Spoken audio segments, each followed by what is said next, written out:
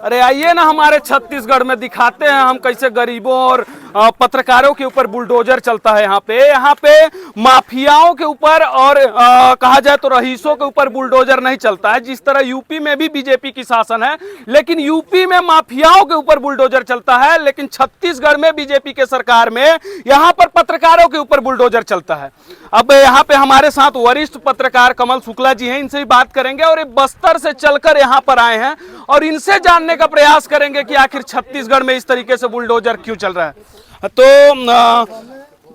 Sir बताइएगा कि मतलब इस तरीके से स्थिति क्यों है छत्तीसगढ़ में, गरीबों के ऊपर बुलडोजर चल रहा है, पत्रकारों के ऊपर बुलडोजर चल रहा है, लेकिन कहीं पे माफियाओं के ऊपर बुलडोजर नहीं चल रहा है। ये बहुत गलत स्थिति है। सत्ता में लोग जो आते हैं उनको ध्यान रखना चाहिए कि हमारे देश में लोकतंत्र है और लोकतंत्र जो है तभी मौजूद रह सकता है, तभी बना रह सकता है, तभी जिंदा रह सकता है जब उस लोकतंत्र को जो जनता और सत्ता के बीच का जो माध्यम है वो मीडिया है।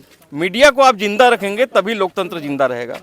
तो आप जो है सत्ता में काबिज होने का जो घमंड है, आपके इतना चूर हो जाते हैं जो सत्ता में आते हैं। हर प्रकार की सत्ता को हमने देखा है, पत्रकारों ने, मीडिया ने, इस देश ने, प्रदेश ने। तो जब भी वो सरकार बनती है तो वो सच सुनना नहीं चाहते। सच को आपको सुनना पड़ेगा, तभी आप कड़वा सुनिए, आप अपनी गलतियों को सुधारने की कोशिश करें। पत्रकार आपको मौका देता है। पत्रकार जब भी आपके खिलाफ लिखता है तो आप समझ जाइए कि जनता की बात लिख रहा है। तो आप गुस्सा होकर आप जनता को अपने खिलाफ कर रहे हैं। आप किसी एक पत्रकार पे बुलडोजर चला रहे हैं, इसका मतलब आप अपनी कुर्सी पे बुलडोजर चला रहे हैं।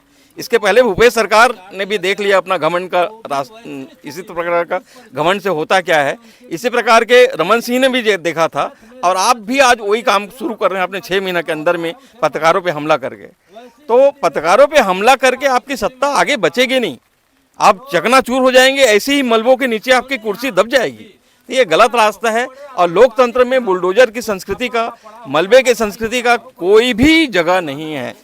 ये गलत है। न्याय का आपका रास्ता होना चाहिए। यहाँ अगर पत्रकार के खबरों से आपको नाराजगी है तो आप उसी लोकतंत्र ने आपको न्यायालय का दरवाजा दिया है, वहाँ जाइए, उस पत्रकार के खिलाफ वहाँ मामले दर्ज करवाइए, वहाँ मामले मुकदमे दर्ज कराइए। आपके पास रास्ता खुला है। ये कौन सा तरीका हुआ? और कुछ पत्रकार साथियों को भी मैं ये आपके माध्यम से संदेश देना चाहूँगा जो बोलते हैं, जो ज़्यादातर ऐसे लोग हैं जो इस तरह किसी पत्रकार के साथ जब हमला होता है तो उसमें खड़े होने से डरते हैं और सत्ता के चाटुकार होते हैं। वो पत्रकार ऐसे आरोप लगाते हैं कि वो पत्रकार कुछ गलत तो किया होगा। ऐसे जब भी आप देख लीजिए ये उसी पत्रकार पे सत्ता हमला करती है जो ईमानदारी से जनता की बात सामने रखने का हिम्मत रखती है, तो उसके ऊपर करते हैं।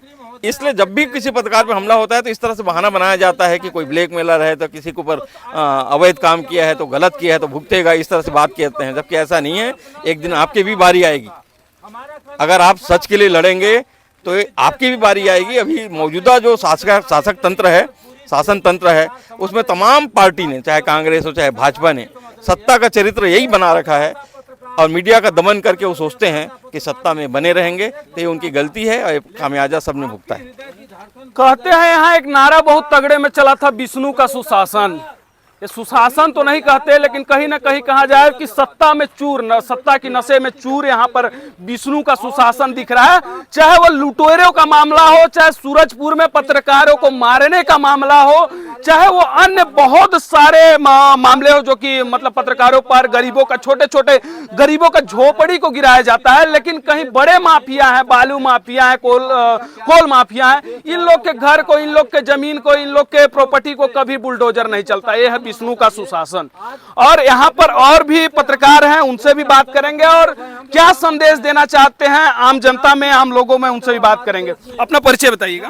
कौशलेंद्र यादव, सूरजपुर से। क्या मामला है और क्यों आए हैं आप और क्या आम लोगों को संदेश देना चाहते हैं? यही तोड़ फोड़ कर दिया गया प्रशासन के द्वारा। कलम बंद अभियान चला रहे थे तो 1 महीने से लगातार प्रशासन का तानाशाही, उसी के विरोध में हम सभी पत्रकार यहाँ आए हैं। अच्छा, अपना परिचय बताइएगा भैया। मेरा नाम विक्की तिवारी है जी।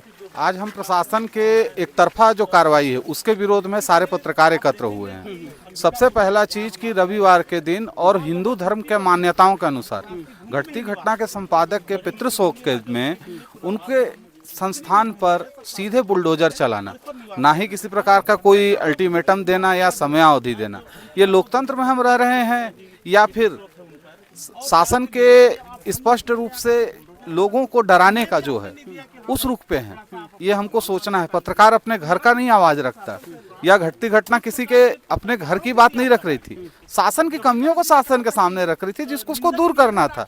लेकिन उसको स्वीकार करने के जगह उस पर पर्दा डालने के लिए, डराने के लिए आपके सामने सारा मलबा रखा हुआ है, जो स्पष्ट तौर पे दिखता है कि किस तरह से पत्रकारों का शोषण और डराने का ये कृत्य है। ये शुरुआती कृत्य अभी और भी आने हैं। यदि आम लोगों को और भी पत्रकारों को, युवा पत्रकारों को जो नए जर्नलिज्म में आ रहे हैं, उनको क्या संदेश देना चाहते हैं? उनको यही हमारा संदेश है कि आप यदि अभी मुख्य दर्शक बने रहेंगे तो अगला नंबर आपका है। यदि आप एक साथ हैं तो एक संगठन है और संगठन की शक्ति को कोई नहीं तोड़ सकता। आज यहाँ पर भरे बारिश में इतनी तेज बारिश हो रही है, हम इतने लोग खड़े हैं, क्यों खड़े हैं? कोई अपने निजी मुद्दे को लेकर नहीं आया है, सिर्फ पत्रकारिता पर हो रहे हमले को निंदा करने के लिए आया है। और राज्य सरकार से बार बार ये अनुरोध कर रहा है कि आखिर अपने एक मंत्री और तमाम जो कमियां दिखा रही है घटती घटना, उस पर जांच क्यों नहीं कराती?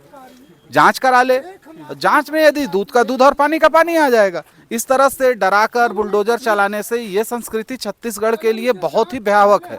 आने वाले समय में लोगों के बीच डर का माहौल रहेगा, और डर में हम कितने दिन जिएंगे? डर से डरिए मत, डटकर सामना करिए, यही हमारा आप सभी से अनुरोध है। मुख्यमंत्री जी से मैं कहना चाहता हूं कि यहाँ पर कोई पत्रकार जो शासन का या सत्ता का दुश्मन नहीं है। यहाँ पर जो गलत है, जो कमियां हैं, उनको दिखाते हैं तो उनका सुधारने का प्रयास कीजिए, नहीं कि जो उठा रहा है, जो बता रहा है, उसी को दबा देने का प्रयास कीजिए। हमारे साथ कुछ और भी पत्रकार हैं, इनसे भी बात करेंगे। भैया अपना परिचय बताइएगा। मैं बलरामपुर से हूँ, भारत सम्मान से अमानत खान। अच्छा, क्या कहना चाहेंगे भैया? इस तरीके से यहाँ पर घटती घटना, दैनिक अखबार के ऊपर बुलडोजर चला है, क्या कहेंगे इसमें? सरकार का ये जो नियम नीति है उसके हिसाब से ये जांच का विषय है, मैं इसको मानता हूँ। वो गलत कदम उठा सकते हैं, लेकिन जिस समय पे, जिस जगह पे ये उनका मतलब कार्रवाई हुआ है, वो एकदम मेरे नज़र में निंदनीय है। पहले से परिवार जो है सदमे में है, और 13वीं जो हिंदू धर्म में होता है 13 दिन तक का, वो लोटा छुरी लेके उस कंडीशन में उनको 13 दिन का समय नहीं दिया गया, और जिस टाइप से ये कार्रवाई किया गया है, मैं इसका घोर निंदा करता हूँ। इस तरीके से स्थिति है। यहाँ पे एक सामाजिक कार्यकर्ता है, समाज के मुद्दों को उठाते हैं, वो भी पहुंचे हैं, सुजान बिन जी। इनसे भी बात करेंगे कि इस तरीके से स्थिति में चुनाव भी लड़ते हैं, काफी बार यहाँ से सरगुजा से चुनाव भी लड़े हैं। इस तरह के तरीके से स्थिति को क्या कहना चाहेंगे? क्या कहना चाहेंगे दादा? देखिए, जिन परिस्थितियों में कार्रवाई हुई है बहुत ही अमानवीय है। आप सभी को पता भी होगा कि उनके पिताजी का निधन हुआ है, 4 दिन बीते नहीं थे, और ब्रह्म मुहूर्त में, अरे कम से कम समय तो देना चाहिए। किसी को यदि फांसी की सजा भी दी जाती है तो बताया जाता है कि कल तुमको फांसी की सजा होगी, लेकिन इनको तो वो भी समय नहीं दिया गया। सुबेरे ब्रह्म मुहूर्त में ला करके सीधे बुलडोजर चला देना बहुत ही अमानवीय और देशपूर्ण घटना है, और इसमें शासन का ही हाथ है, बहुत गलत है।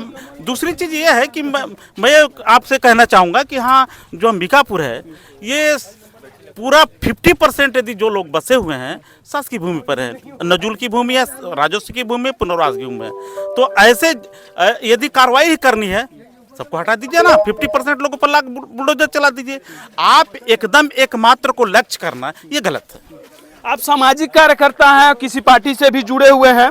आपकी पार्टी और आप सामाजिक कार्यकर्ता होते हुए इनके लिए आप क्या करेंगे? आगे क्या आवाज उठाएंगे? देखिए, हमारा तो शासन से अनुरोध है कि जो क्षति हुई है उसकी भरपाई की जाए, और ये भी अनुरोध है कि भाई यदि आने वाले समय में यदि इसी तरह से पत्रकारों पर आक्रमण होता रहेगा, उत्पीड़न होता रहेगा, तो निश्चित है हम आंदोलन के लिए बाध्य होंगे।